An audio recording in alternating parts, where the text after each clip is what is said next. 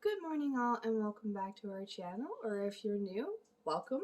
I'm going to talk today about some frequently asked questions when it comes to homeschooling that I've received. I just address some of people's concerns and so on and so forth. I'm taking advantage while everybody is quiet and napping and all that sort of stuff. So grab a cup of coffee and let's get into it. Now, the most common thing that happens when I tell somebody that I homeschool my children is usually I get this shocked stare at and silence because they don't usually know what to say at first. So, technically, I guess it's not really a question, but sometimes it can be frustrating or amusing depending on how many times I've had to explain why we homeschool. I mean, I don't know if anybody else has had that in problem when doing this, but most times it's actually rather hilarious to see the shocked look on people's faces and the awkward silence when you're sitting there telling them that you homeschool. Now, this one is more of a statement that I usually get than anything else, or that I've seen myself and everything. People will be like, I have my little notepad down here, so I'm just looking down. So usually I have to answer this one. And like I said, it's more like a statement. People will go, I thought homeschooling was for those who are like Christian families. And I can see where this misconception can come from. Even myself, when I was looking into homeschooling back at the beginning of the pandemic, when most of my research that I did look into first turned up, it was mostly about, from Christian or Catholic and, different religious based learning curriculums. Even YouTube. I mean, there's a vast network of homeschooling videos out there and a community on YouTube for homeschooling. I mean, just look up homeschooling and you'll get a whole whack of them. And most of the time, they will mention that they're Christian or Catholic or some sort of religious is in there. And I was raised Catholic.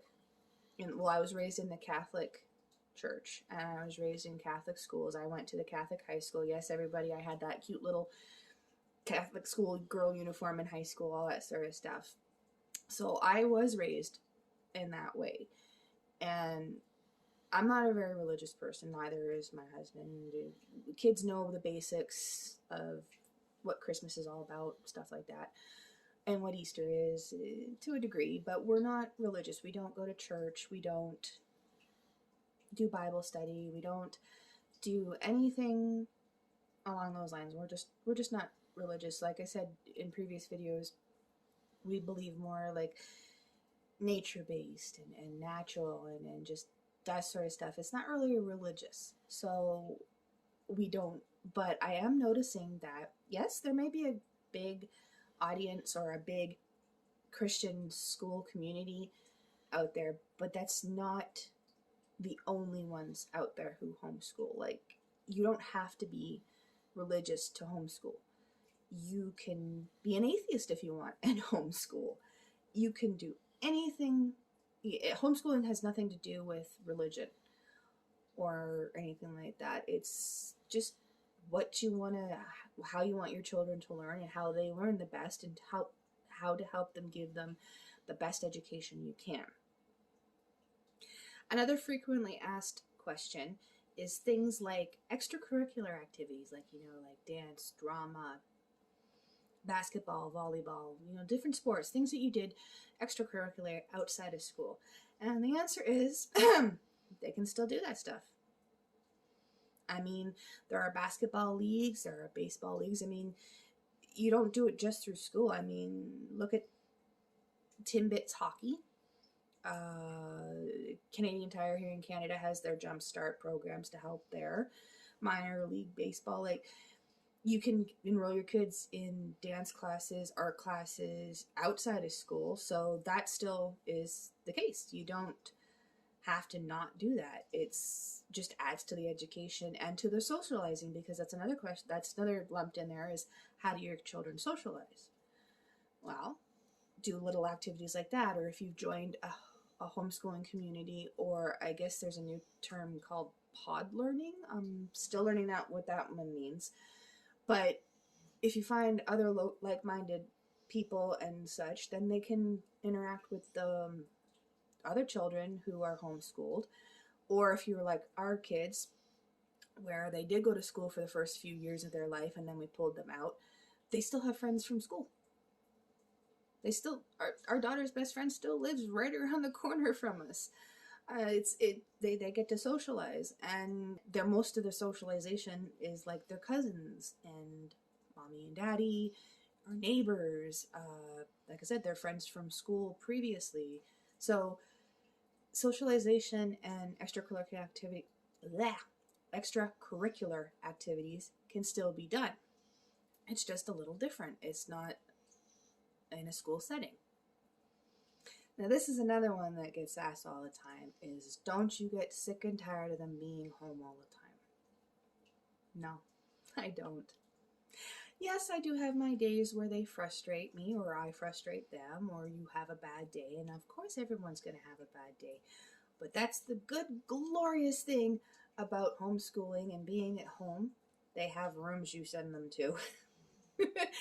God knows how many times, if I'm feeling frustrated or overwhelmed, or they are, all I say is, take your tablet, go to your room, or read, or clean your room, or, there are ways to get a break from each other from time to time. Heck, there's go outside and play in the snow. No, Lord knows how many times that's happened in this house.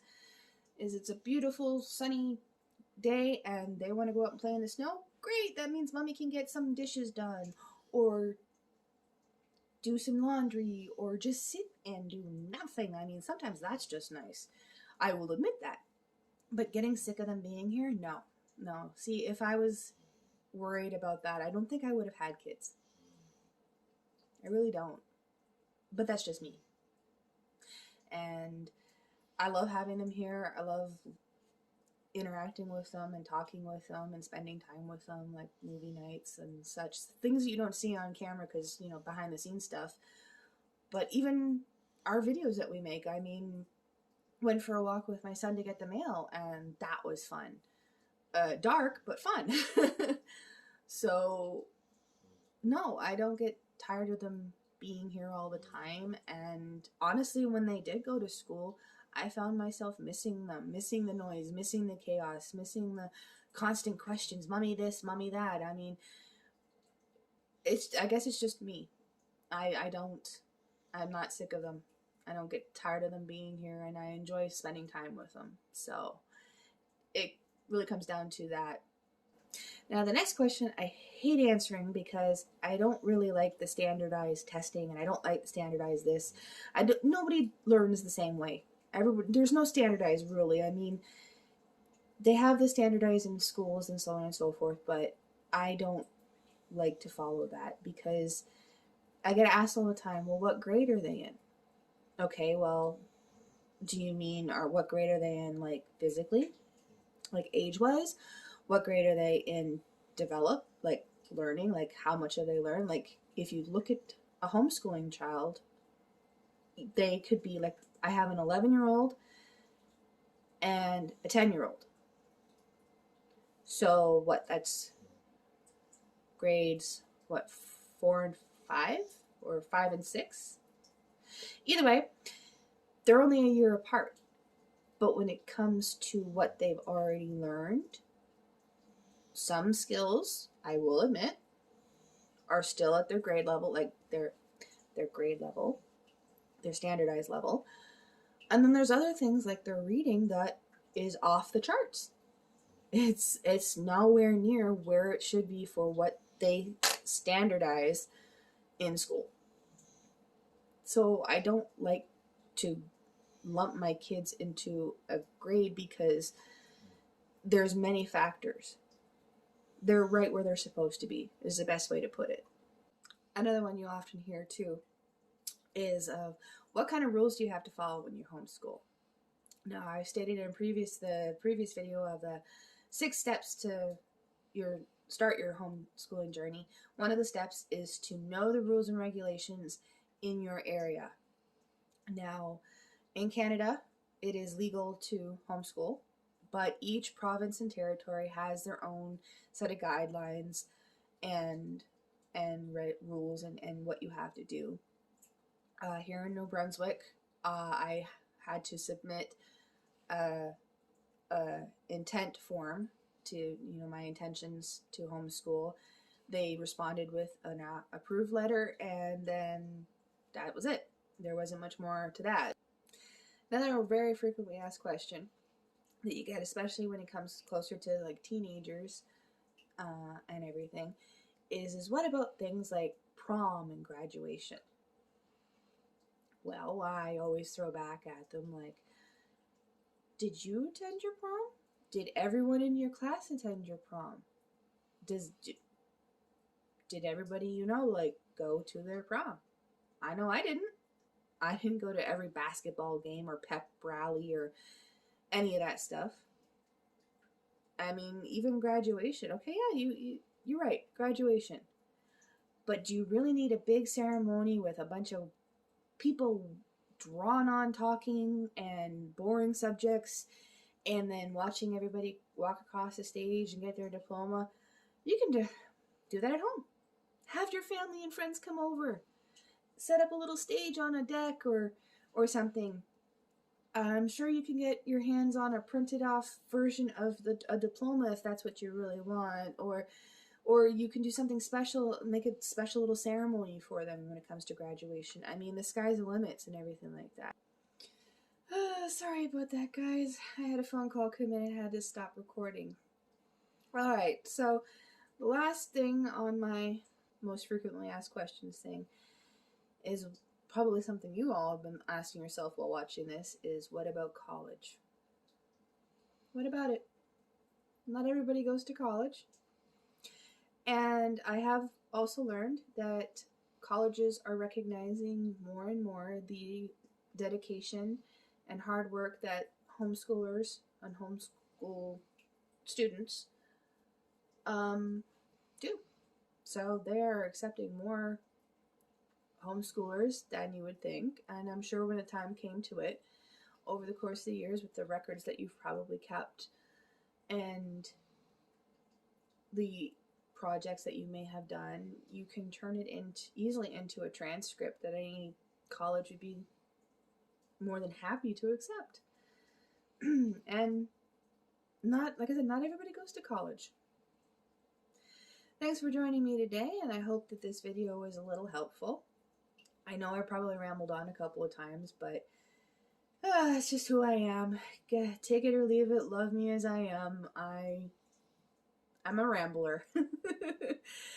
And if you haven't already, please do us a solid and like this video and go over there and hit that subscribe button and join our family so you don't miss out on any more chaos and fun and homeschooling and baking and barking dogs and phone call interruptus that we can get into. We've lots of projects on the go, and we're coming into spring, so there's going to be a lot more stuff to stay tuned for.